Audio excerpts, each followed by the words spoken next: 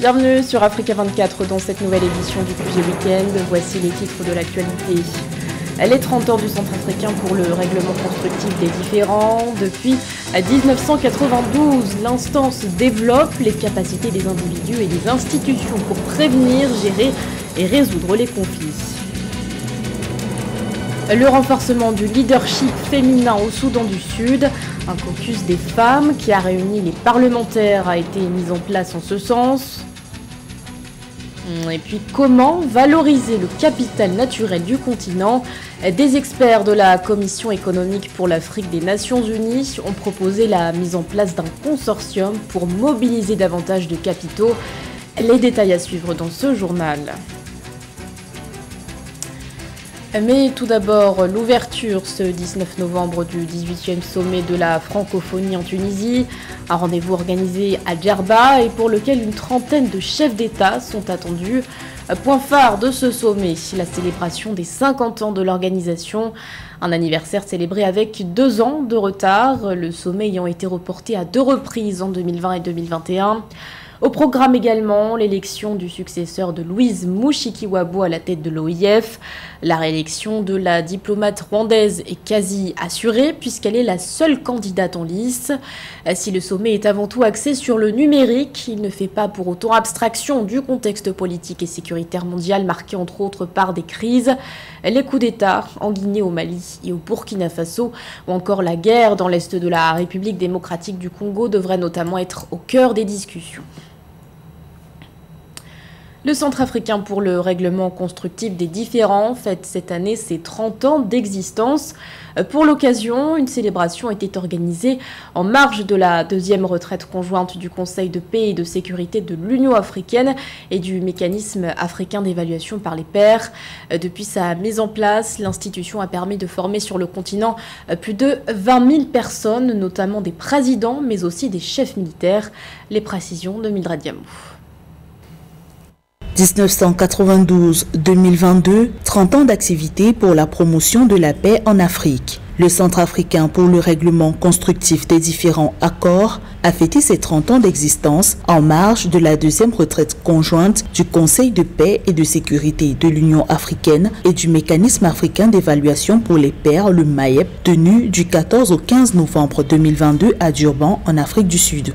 Occasion pour l'institution de revenir sur ses réalisations au cours de ces 3 décennies. Nous avons formé plus de 20 000 personnes sur le continent, des présidents aux chefs militaires, en passant par les militants communautaires. Deuxièmement, nous avons des mécanismes institutionnalisés. Nous avons également aidé l'Union africaine et les communautés économiques régionales à mettre en place un système de gestion des conflits, les unités de médiation et les unités d'alerte précoce. Nous avons renforcé les compétences, les structures et cela a été systématisé dans l'architecture africaine de paix et de sécurité ainsi que dans celle des régions. Ces 3 décennies d'existence d'accords ont été axés sur la sécurité, le dialogue, la gestion des catastrophes et l'action humanitaire. L'institution non gouvernementale revendique la contribution à plusieurs processus de paix en Afrique. Dans les contextes de conflits, accords aident les médiateurs par des stratégies ou par l'analyse des conflits. Elle aide également à des négociations dans des conflits communautaires ou entre groupes rebelles et gouvernements. L'institution a participé à diverses formations sur les aspects civils des opérations de maintien de la paix pour les missions de l'ONU en Afrique et celles de l'Union africaine. Je pense que le premier message est que 30 ans est une bonne étape pour une institution africaine parce que nous ne sommes pas souvent en mesure de construire et de tenir des institutions en Afrique. Ce que nous essayons de faire au niveau d'accord, c'est de montrer qu'en Afrique, nous pouvons construire un centre d'excellence, non seulement pour le continent, mais un centre d'excellence mondial. Alors aujourd'hui, Accor a une portée mondiale.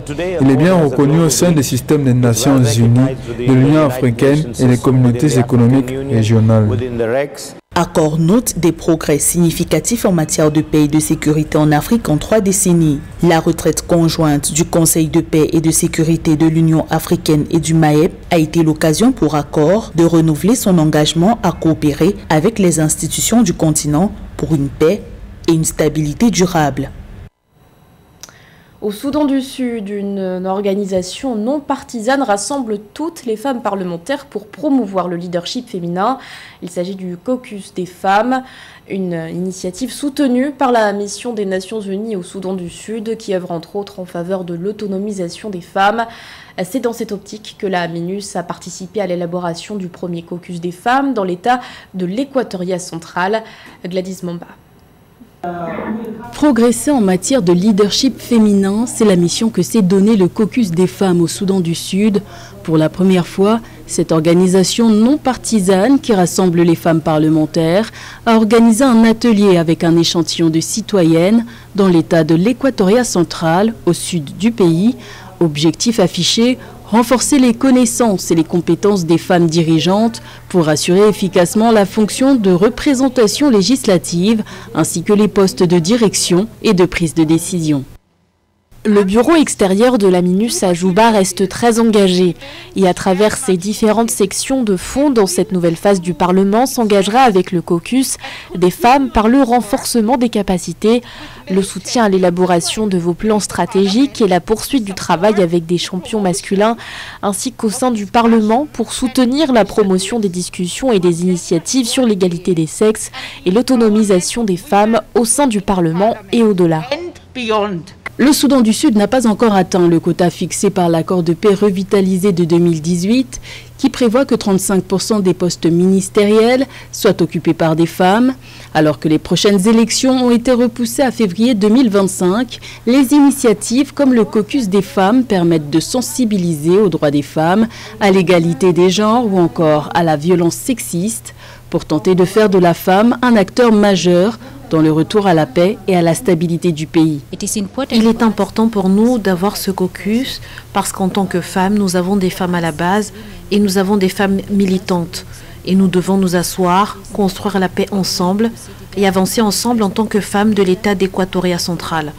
Il est donc important pour nous d'avoir un caucus de femmes qui rassemble les femmes au niveau local afin que nous écoutions leur point de vue, afin de pouvoir présenter leurs problèmes à l'Assemblée. Après une guerre civile sanglante de 7 ans qui a pris fin en 2020, suite à un accord entre le président Salva Kiir et son rival Riek Machar, désormais vice-président, le statut de la femme sud-soudanaise a connu des avancées. Depuis juillet 2021, le Parlement est dirigé par Djema Nunukumba et compte en son sein 32% de femmes. Dans l'actualité également, la promulgation au Mali d'une loi relative à la création d'une société minière. Un texte promulgué ce 17 novembre par le président de la transition Assimi Goïta. Objectif, faire en sorte que les autorités de transition tirent davantage de bénéfices issus du secteur minier. Entièrement financée par l'État, la société de recherche et d'exploitation minière du Mali aura pour mission d'explorer les minerais et développer par la suite des projets miniers. Un consortium pour valoriser le capital naturel de l'Afrique, c'est ce que préconisent les experts de la Commission économique pour l'Afrique des Nations Unies. Avec la mise en place de cette organisation, la CEA entend mobiliser des capitaux pour assurer notamment la transformation des matières premières. C'est Vrandouke. La Commission économique des Nations Unies pour l'Afrique ambitionne de mettre en place un consortium de classe mondiale à l'effet de valoriser le capital naturel des États de l'Afrique centrale et des autres sous-régions du continent. Malgré son riche potentiel, l'Afrique demeure un continent à la main tendue, en soif permanente de financement. Il s'agit surtout aujourd'hui de mobiliser, d'avoir un véhicule à but spécial qui permettra de mobiliser des fonds, des capitaux. Ces capitaux qui permettront de mettre en place un fonds souverain au niveau régional.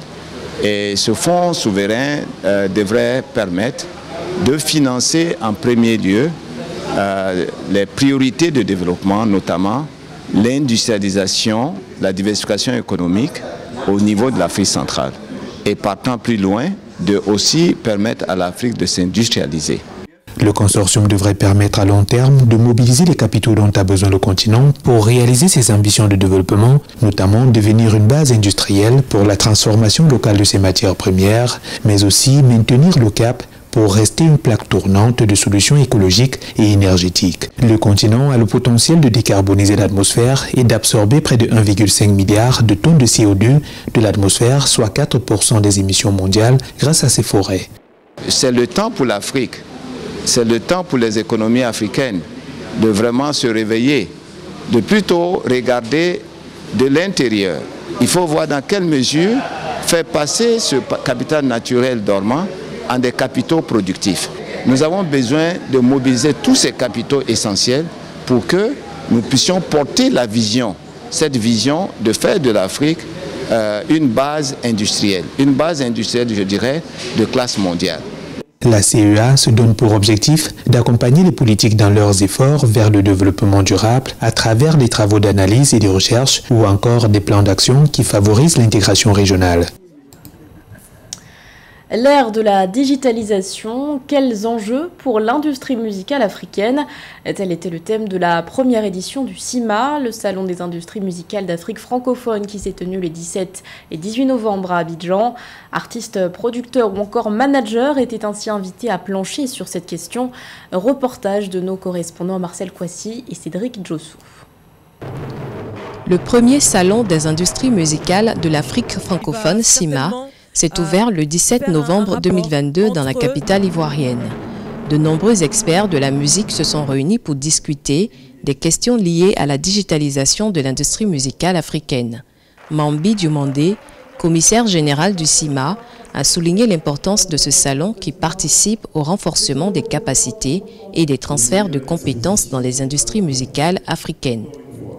C'est un salon qui a pour vocation de valoriser les acteurs des industries musicales, d'apporter des solutions ou des pistes de solutions concrètes pour la structuration de cette industrie musicale et qui participe au renforcement de capacités et au transfert de compétences dans les industries musicales d'Afrique en général et d'Afrique francophone en particulier. Cette industrie a besoin d'être valorisée à sa juste valeur parce que cette industrie a besoin d'être structurée et parce que cette industrie a besoin de passer de l'informel au formel.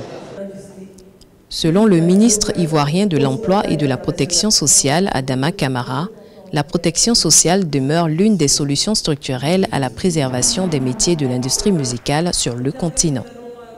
Accueillir à Abidjan la première édition du CIMA est une invitation à promouvoir une Afrique solidaire et consciente de son immense potentiel, des défis à relever en matière d'entrepreneuriat, de ses richesses et du rôle désormais clé du digital. Outre l'adaptation des productions artistiques aux nouvelles plateformes de consommation de la musique qui sont en plein boom aujourd'hui, l'une des solutions structurelles à la préservation des métiers de l'industrie musicale reste la protection sociale. À noter que l'industrie musicale, au regard de son énorme potentiel, de son impact et de la vitalité de ses acteurs, joue un rôle primordial dans le développement socio-économique du continent. Selon les chiffres, l'économie numérique en Afrique pourrait représenter 2,5% du PIB du continent à l'horizon 2025. Un mot de sport à présent avec le bilan des demi-finales de la CAN féminine de handball qui se joue au Sénégal. L'Angola est parvenu à décrocher son billet pour la finale. Les Angolaises se sont qualifiées en dominant les Sénégalaises sur un score de 24-21. Qualification également du Cameroun face aux Congolaises. Score final 27-25. Compte rendu avec Chéromar Camara et Ameneji. Les Angolaises ont battu le Sénégal sur le score de 24-21 à l'issue des prolongations après 20 buts partout à la fin du temps réglementaire. Nation la plus titrée avec 14 titres, l'Angola va disputer sa 16e finale sur les 21 éditions auxquelles elle a pris part. Les Palancas Negras vont participer également à leur 17e championnat du monde de handball en 2023 où elles avaient terminé à la 7e place à l'édition de 2007. Les Lions du Sénégal s'arrêtent ainsi en demi-finale et ne joueront pas leur 3e finale de la discipline. Elles affrontent en match de classement le Congo battu par le Cameroun. Je suis frustrée, on est tous frustrés de cette défaite. En première mi-temps, on n'a pas mis les bons ingrédients pour on attaque pour trouver des solutions et c'est ce qui nous a fait défaut en première mi-temps. Finaliste de la précédente édition à domicile, le Cameroun se retrouve en finale pour la deuxième fois consécutive après sa victoire ce jeudi 17 novembre contre le Congo 25-27. Les Lions indomptables ont décroché le premier billet pour la finale de la 25e édition du championnat d'Afrique des nations féminines de handball. L'équipe camerounaise du coach Serge Gebogo, pourtant menée à la pause 12-14, est revenue des vestiaires avec plus d'arguments. Malgré la présence de plusieurs supporters congolais venus nombreux, les Lions indomptables n'ont pas renoncé. On était un peu au coude à coude, après on a pris le dessus, elles sont revenues, on est repassé devant. Donc, comme le coach a dit tout à l'heure, c'est un peu le fighting spirit de l'esprit des Lions indomptables du Cameroun qui nous a motivés durant tout le match. Donc, le Congo n'a pas démérité, mais voilà, aujourd'hui nous sommes gagnants et nous sommes assez contents. À noter que les équipes de l'Angola, du Cameroun, du Congo et du Sénégal qui constituent le carré d'as africain sont déjà qualifiées pour le championnat du monde de 2023 co-organisé par le Danemark, la Norvège et la Suède. Ce journal a été réalisé par l'ensemble de la rédaction. Merci de votre fidélité. L'actualité continue sur Africa 24.